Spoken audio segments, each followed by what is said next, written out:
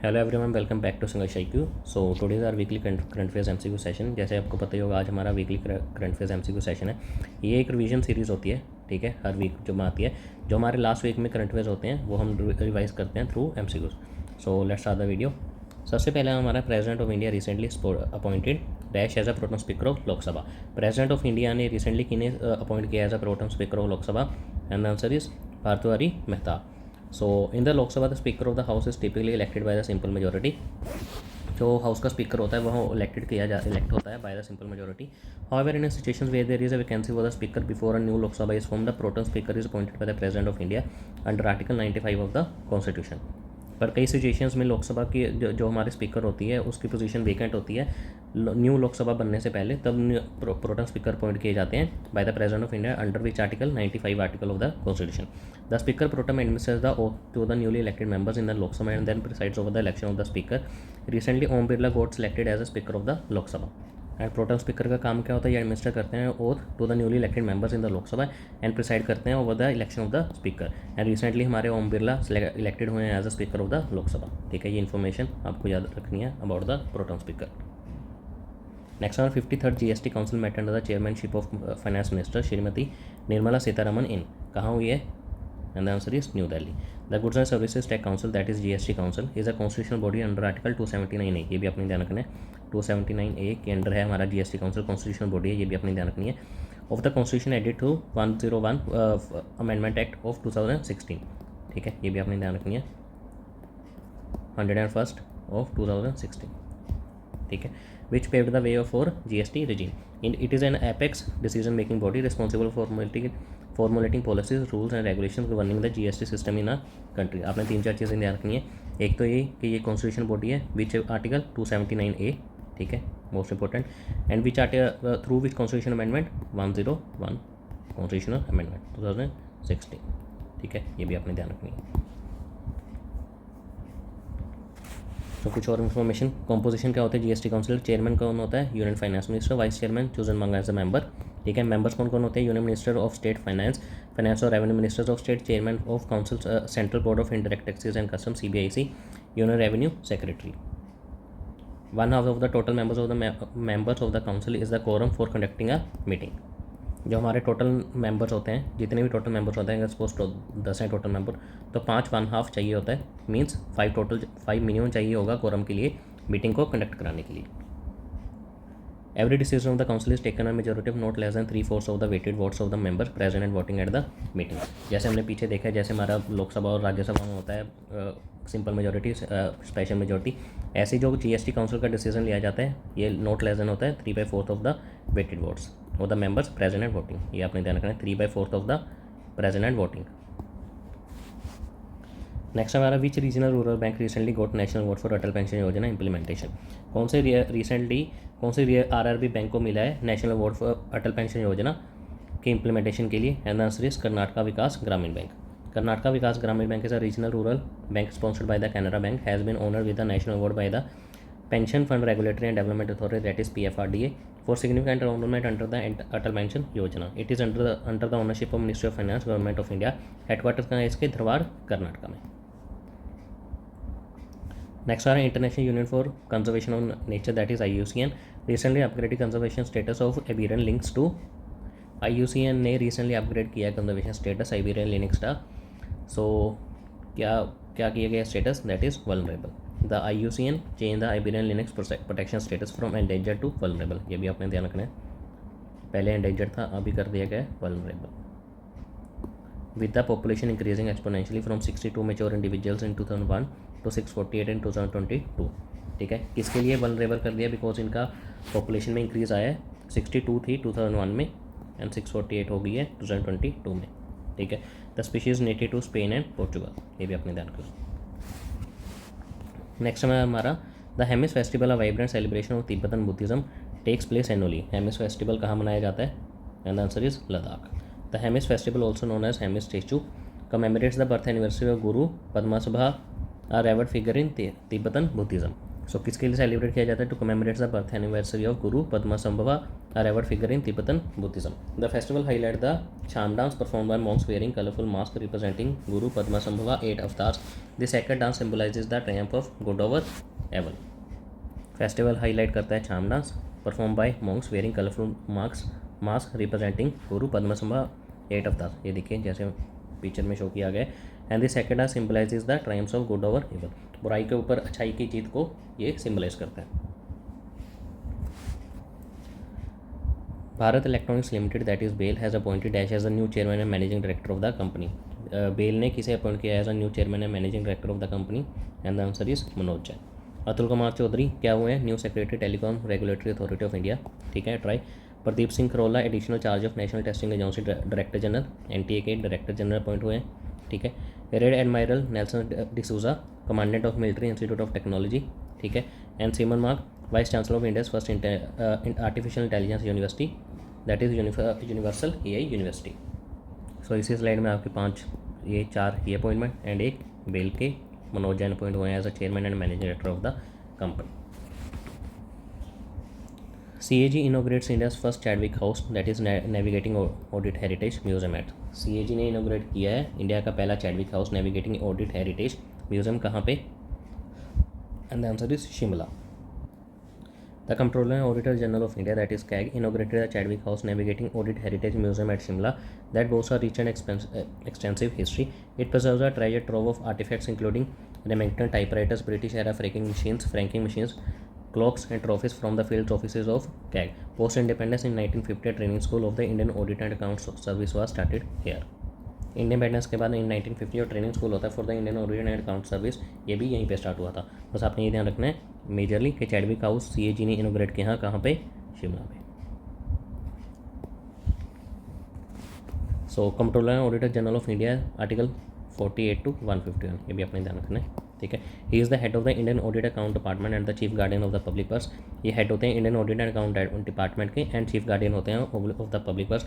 It is the institution through which the accountability of the government and other public authorities all those who spend public funds to parliament and state legislatures and through them to the people is ensured. ये ऐसा institution है जिसके through accountability government की accountability ensure की जाती है. Shri Girish Chandra Murmu is the current CAG of India. So हमारे current CAG कौन है? गिरीश GC मुर्मू. अपॉइंट किसके द्वारा किए जाते हैं? प्रेजेंट के द्वारा. टर्म कितनी होती है? 6 years और अप टू द 65 years. ठीक है, ये भी अपने ध्यान रखना है. 6. रिमूवल कब आता है? Same grounds in the same manner as a जज of the supreme court. Next हमारा India's first coal gasification pilot project recently launch in. India का सबसे पहला कोल गैसिफिकेशन पायलट प्रोजेक्ट कहाँ लॉन्च किया गया है? And the answer is Jharkhand.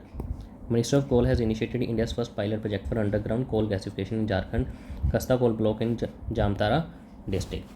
Rather than extracting coal, the process will occur underground, converting coal into valuable gas like methane, hydrogen, and carbon monoxide. These gases can be used to produce synthetic natural gas, chemical feedstocks, and more, potentially revolutionizing India's energy sector. So कहाँ launch हुआ है? झारखंड में. झारखंड में कहाँ? Jamtara district में. And coal को accept करने की बजाय इस प्रोसेस ये अंडरग्राउंड प्रोसेस किया जाएगा. कोल को कन्वर्ट किया जाएगा valuable gases like methane, hydrogen and carbon monoxide. This gases ये गैसेज फर्दर यूज़ की जाएंगी to produce synthetic natural gas को बनाने में, chemical feedstocks and more, potential revolutionising India's energy sector. Next हमारा 64th international sugar organisation council meeting recently took in. So जो हमारी recently 64th international sugar organisation council meeting हुई है वो कहाँ पे हुई है? And the answer is New Delhi. International sugar organisation that is ISO is headquartered in London. London में इसका हेडक्वार्टर है. ठीक है. India has been the largest consumer and the second largest producer of the sugar in the world. India largest consumer है. ठीक है, but second largest producer है. Consume सबसे ज़्यादा and second largest as a producer. Geographical conditions for the growth of sugar that is 75 to 100 centimetre rainfall चाहिए होती है. 21 to 27 degree Celsius hot and humid climate चाहिए होता है. 8 months पीरियड होता है इसका. ये भी आपने ध्यान रखना है. Next, India wins 11 medals at the अंडर-17 Asian wrestling championship 2024 held in. So जो इंडिया ने 11 मेडल्स जीते हैं एट द अंडर-17 एशियन रेसलिंग चैंपियनशिप 2024, ये कहाँ हेल्ड हुई थी? And the answer is Jordan. India wrestlers scored 11 medals जिसमें से 4 gold and 2 silver and 5 bronze है एट द अंडर-17 Asian wrestling championship 2024 in Amman Jordan including 4 golds by women. ठीक है, 4 गोल्ड्स वीमेन ने जीते हैं. They competed in men's and women's freestyle and men's Greco Roman categories across 10 weight divisions per format. ये आपको याद रखने की ज़रूरत नहीं है, ठीक है। बस आपने ये याद रखना है इंडिया ने कितने मेडल जीते हैं, 11 मेडल्स, जिसमें से 4 गोल्ड हैं, 2 सिल्वर है एंड 5 ब्रॉन्ज है। कहाँ पे हुई थी, जॉर्डन में, ठीक है। That's it. एंड ये भी ध्यान रखना है 4 golds by female. Which country recently launched the space variables object monitor that is SVM satellite. किस कंट्री रिसेंटली लॉन्च किया है space variable objects monitor that is SVM satellite. And the answer is China and France. China and France launched the space variable objects monitor from the Xichang satellite launch centre in Sichuan province of China. So China and France ने launch किया है space variable objects monitor SVM satellite. कहाँ से, Xichang satellite launch centre in Sichuan province of China. Gamma ray bursts are some of the most powerful and strange events in the universe. SVM is meant to help us learn about them. And SVM जो satellite है ये काम करेगी इन्हीं के बारे में और जानकारी को प्राप्त करने के लिए। नेक्स्ट हमारा who is set to be the next vice chief of the army staff. Next vice chief army staff के कौन है, and the answer is NS Raja Subramaniam.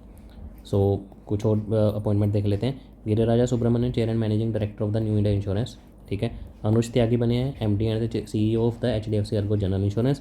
गौरव बनर्जी बने हैं MD and CEO of the Sony Pictures Network India. Kapil Dev president of professional golf tour of India. And Mark Rutte new secretary general of NATO, ठीक है। India set to launch e medical visa facility for nationals of. India launch करेगा e medical visa facility किन के लिए, Sri Lanka, Bangladesh, Nepal, Afghanistan. And the answer is Bangladesh के लिए। Prime minister Narendra Modi announced the India will start a e medical visa facility for Bangladeshi nationals.